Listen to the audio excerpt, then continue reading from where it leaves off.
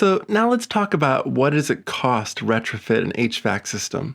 You're all professionals, so I wanted to share with you what other professionals charge for retrofitting different types of HVAC systems. So let's start off with the simplest, smallest system. This is an example of a project I worked on. It's an apartment complex in which they had gas wall furnaces and a PTAC air conditioner that was through the wall, and they wanted to replace it and electrify it. And so we found a PTAC that had electric resistant strip heating. The apartments didn't have much of a heating load because they shared walls and they're in Sacramento. So that's why we were able to get away with a little bit of electric strip resistance heating for the wintertime. So here's some pricing for you to look at. The cost of installing the PTACs with electric resistant strip heating, $202,000, and it was only an extra $14,400 compared to getting a PTAC without electric strip resistance heating. So the whole additional cost was $150 per PTAC to put in electric strip resistance heating. Now, the cost of upgrading the wiring from 120 volt to 240 volt, that was $364 per apartment. The avoided cost of putting in a new gas wall furnace, that was $1,500. That was the savings there. And then there was about $200 in doing some drywall patch-up work where the gas furnace had been taken out.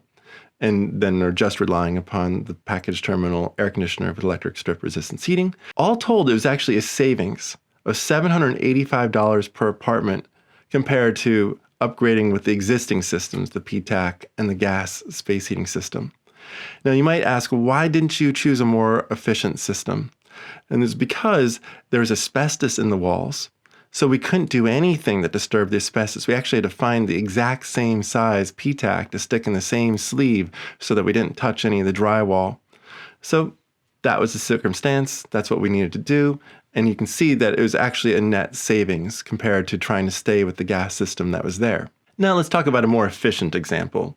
If you do have the ability to mess with your building and you don't have to think about asbestos, you could consider a ductless mini split heat pump. So the heat pump store, it's up in Portland, Oregon, and they've got a branch in Eugene, Oregon. They have 50 staff, so they're out there installing many ductless mini split heat pumps per day. They can get one house done in about 4 hours. So on a good productive day, they do 2 houses a day. In blue there, you can see it costs for a 9,000 BTU system. It's about as small as they come. You can get a 7,000, but 9,000 is most of them. That's the smallest. It's 3/4 ton. And that costs $4,500 to install, all in. If you go up to 12,000 BTU, it's $4,750. 15,000 BTU is $5,300. When you get up to an 18,000 BTU per hour system, that's when you have a choice. You can stick with one fan coil on the wall, or now you could have 2. Now, if you have 2 zones, it costs more, $7,020 versus having 1 zone, same amount of heating, $5,600. So you can see that approximately $1,400 difference. That's the labor and the additional materials of installing the second heat pump fan coil. You go to a 24,000 2-ton BTU system, and the cost difference there's with 3 zones versus 1 zone, $5,833 if you're using a single fan coil on the wall, and $8,580 if you have 3 fan coils. You go to a 30,000 BTU system, 2.5 tons, and it's $10,420, and a 42,000 BTU per hour system with 5 zones, $12,733. That's their standard pricing. I want you to see how that pricing is broken down. It might help you in your own business plan. Their labor, they think it's about 5 hours to install a ductless mini split system with a single head, and they charge about $60 an hour burden price. So that's $300. So then let's talk about the equipment price, just your cost to get that system. It's going to be about 40% of the total price of the system. So it might start at $1,200, what it'll cost you to purchase it, and it might go up to $2,400 to purchase a system. The materials, they're maybe only 5% of the sale, just the stuff, the wires and little bits and that you have. The subcontractor that comes in to help out with electrical wiring, that's $600 to $1,000. And I want to point out that you might be able to avoid that if you use a 120 volt heat pump system. They don't go any bigger than 18,000 BTUs per hour. But if you wanted to avoid that additional cost of hiring an electrical subcontractor, you could put in up to 1.5 tons heat pump that's 120 volt and a single fan coil inside the house. But if you're not doing that, then you need to know you need to get a 240 volt line there, and you should have an electrician help you out. Now, the permits, $100, $150. Hopefully it's pretty modest. There's obviously some labor in getting the permit, but it itself is not that expensive. So the subtotal might come in at $2,500, but then you're going to put maybe a 40% margin on that. And so it's going to go up to $4,166. That is the bare minimum of what you might charge someone for putting in a single fan coil inside and a small heat pump outside. $4,100, and as we saw, it goes up to, say, $12,000 for a much bigger system with 5 fan coils.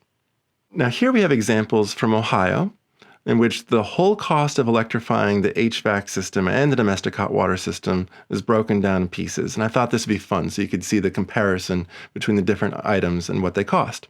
So in blue, that's the cost of putting in the heat pump.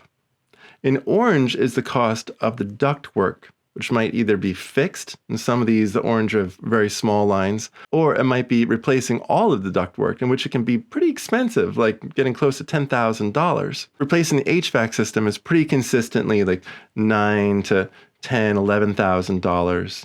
The ductwork might be only $1,000 or $2,000, but it could be $8,000 to $10,000.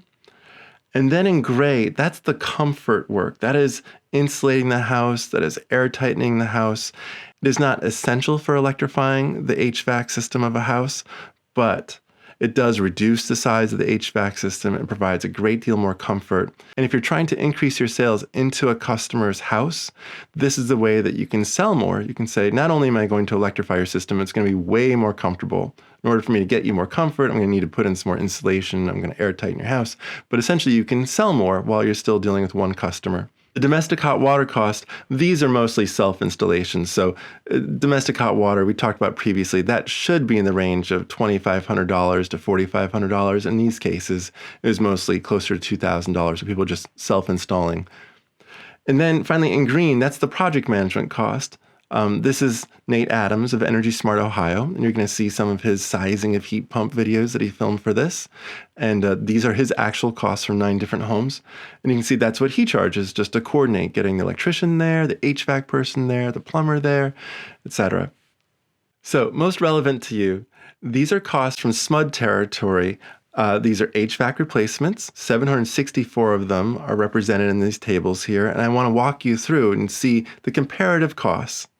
This is done in a breakdown of per ton pricing so that we could see what the per ton pricing was for both a 1 ton or 2 ton or a 3 ton system, all using the same metrics of per ton. So on the left-hand side, a packaged heat pump, and I've shown you a few different types of packaged heat pumps.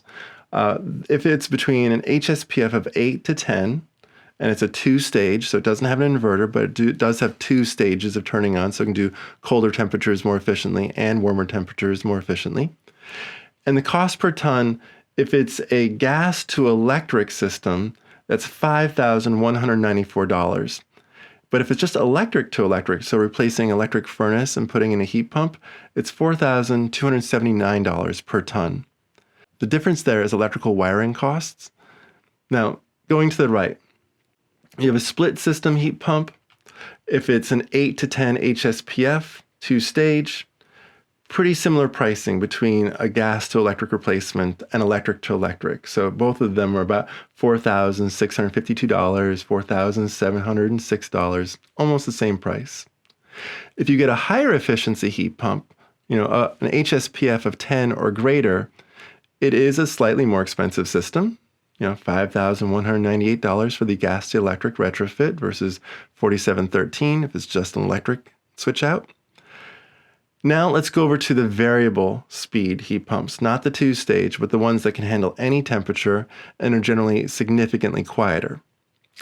If you're starting at the lower end of the efficiency, 8 to 10 HSPF, it's $5,953 and $5,331 respectively for gas to electric and electric to electric. So you can see those are more expensive systems per ton to purchase, not to install, it's the same cost for installation, but they're more expensive to purchase. Now they are quieter, they are more efficient, They are producing the heat at low temperatures without having to go to electric resistance, so there's a lot of benefits to them. And then you can see if it's a mini split system, it's a little bit less expensive than the ducted system to the right there. Mini split heat pump, HSPF 8 to 10, variable speed. Next to that, it's the higher efficiency version of a split heat pump, $5,691, $6,085. That's for the HSPF 10 or greater. And last is the mini split heat pump, which unsurprisingly is a little bit less expensive per ton, even though it's the same efficiency, because it's not working with ductwork. And it's just, fan coil on the wall, pretty easy, simple installation. If you're doing your own construction pricing, you're bidding out, you should know that your pricing should be in the range like $4,500 to $6,000 per ton, all in, the permits, the materials, the equipment, your labor, your profit, etc. That is the general range of pricing in the Sacramento territory.